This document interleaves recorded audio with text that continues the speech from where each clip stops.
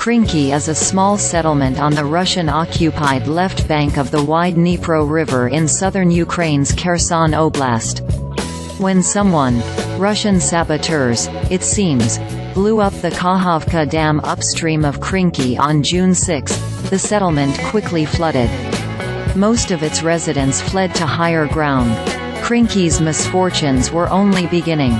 4.5 months later, on October 19, Ukrainian troops from the 38th Marine Brigade crossed the Dnipro River and infiltrated Krinky. Ukrainian forces have launched many small raids across the Dnipro since liberating northern Kherson Oblast on the river's right bank in late 2022. Typically, the Ukrainians kill or capture a few Russians, inflict some damage, then flee as Russian artillery and drones dial in.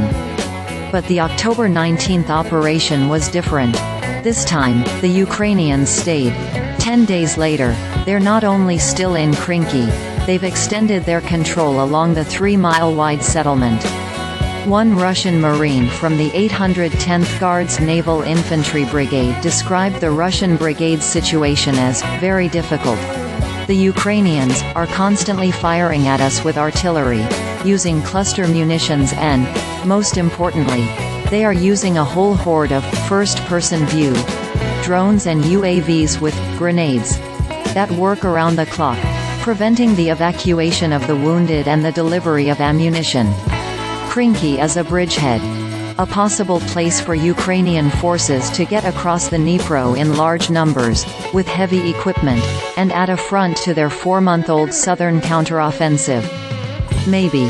Bridgeheads are fragile, vulnerable to artillery, air strikes and mechanized counterattacks, until significant heavy forces cross over, expand the boundary and add defensive firepower.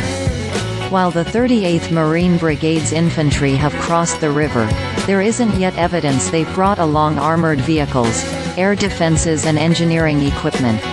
Attempting significant advances without the support of armor is unlikely to succeed, especially in an environment where the enemy can readily deploy armored vehicles, the Independent Conflict Intelligence Team noted. All that is to say, the Russian army still has time to attack the bridgehead, and to crush it before it grows any bigger. It's obvious why Ukrainian troops would want to get across the Dnipro in large numbers, at or near Krinky.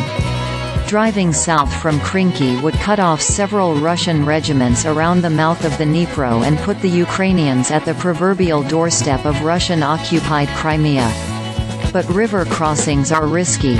Just ask the Russian army, which in May 2022 tried to use pontoons to cross the Dnipro River in eastern Ukraine, and got caught on the riverbank by Ukrainian drones and artillery.